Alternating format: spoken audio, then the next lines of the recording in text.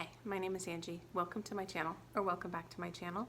This channel I typically like to make videos about books as well as videos about homeschooling, mostly book related. Today's video is a TBR, specifically for the Readathon Springathon. I'm also doing another Readathon in the month of May, and I posted that TBR a couple days ago, Quarantine-a-thon. So have a look at that if you want. But this Readathon is so fun, and I'm so excited to participate. It has to do with reading nature writing books, fiction, nonfiction. It's hosted by Emma over at A Cup of Books, as well as Natalie at A Curious Reader. I will put links to their announcement videos below, so please have a look at all of that. The Readathon runs from May 4th to May 17th, so it's a 2-week Readathon with 5 prompts. I think it's like animal, plant, water, bird, and travel. So it's really fun. And I've ended up picking 5 books, and they are all nonfiction because I am drawn to nonfiction. I really like it. And a readathon like this tends to push me to pick it up when I might pick up an easier to read book. The first book I want to talk about falls under the category of animal, and that is Sapiens, A Brief History of Humankind by Yuval Noah Harari. I'm not sure if I said that right. So the goal of this book is to really provide a readable as well as kind of concise summary of human evolution. Basically from the 6 humanoid type species to the current day 1 human species of Homo sapiens. And that's what it tackles. It's a fairly dense book, which I tend to not pick up for readathons, but I've wanted to read this. I find this subject fascinating. And like I've shared on my channel before, I have a PhD in microbiology, but I'm also a Christian, and so the subject of evolution has always fascinated me. I think it's just really interesting. I mean, granted, I don't always agree with the conclusions in books like this, but what I'm looking for is the evidence. I'm looking for the studies. I'm looking for kind of those hard evidence, like they found this and this and this and this. That's what I'm so interested in hearing more about. Like, what are those things? And I like reading conclusions, but I don't hold those like facts because it is just conclusions. I've been in the science field. I know what conclusions are. And so this sounds super good. I'm really looking forward to this. I feel like if all I do is read just this book in this readathon, I will find this to be a success. So that's my first book. The second book I have on audiobook, it's called Lab Girl by Hope Jaron. It's for the plant prompt. So this book is about a woman who pursues her career in plant science. And so it starts kind of from childhood, and it tells her story of when she used to go with her dad to the lab, and he let her kind of mess around with things.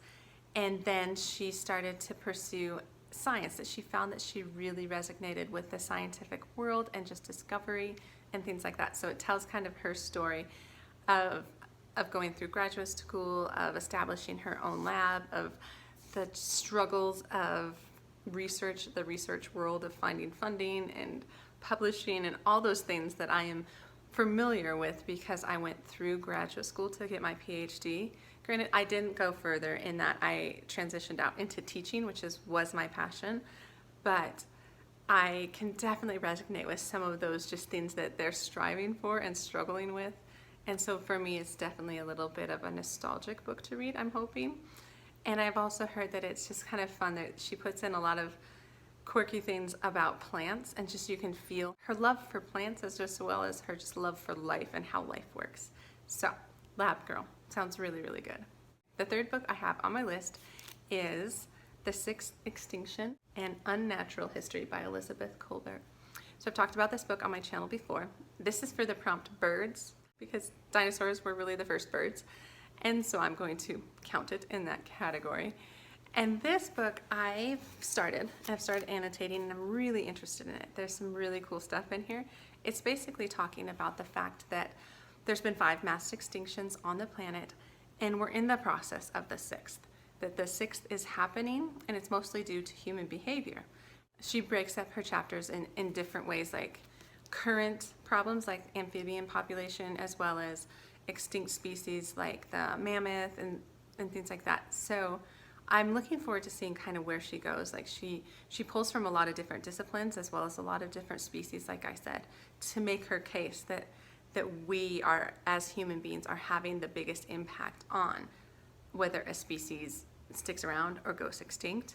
It looks really good, and it's been on my list for far too long. I just need to finish it. So, The Sixth Extinction. Okay, the fourth prompt is water, so I kind of went with an ocean theme. This is called The Sea Around Us by Rachel Carson. And this is a classic, so it was originally published in 1951. It's been recently updated to be kind of brought up to current scientific understanding in I think the 90s or early 2000s.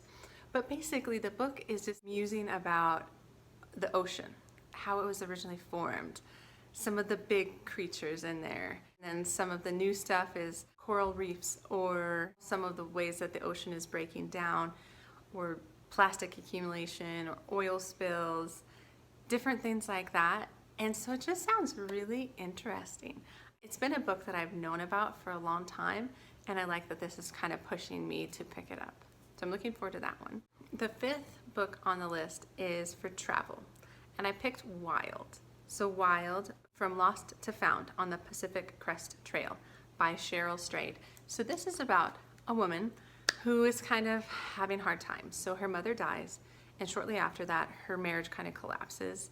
So she makes this impulsive decision to hike the Pacific Crest Trail, which is 1,000 miles long, all along the western coast. It is an intense trail. I've had some friends who have done it, and it's no joke. And the thing about her story is she has no experience as a hiker. It's not like this is a passion of hers that she does every weekend or anything like that. She's an inexperienced hiker, but she just makes this real rash decision that she's gonna do this, and that she's alone on the trail.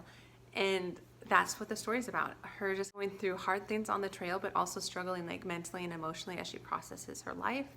But then it sounds like through the whole experience, she finds clarity and she finds healing and she finds kind of herself on this trail, which just sounds really inspirational. I'm really hoping I get to this one as well. We shall see. Readathons, I'm always a little ambitious with my desire to read, but all of these books I want to read. Hopefully I will read them during the readathon. Thank you for taking the time to watch this. Please go check out Emma and Natalie's channel for more information.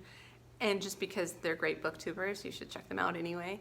And just let me know below if you're thinking of doing the Springathon. If so, please let me know what kind of books you're thinking of reading. Please consider liking the video, subscribing to the channel if you like what you see.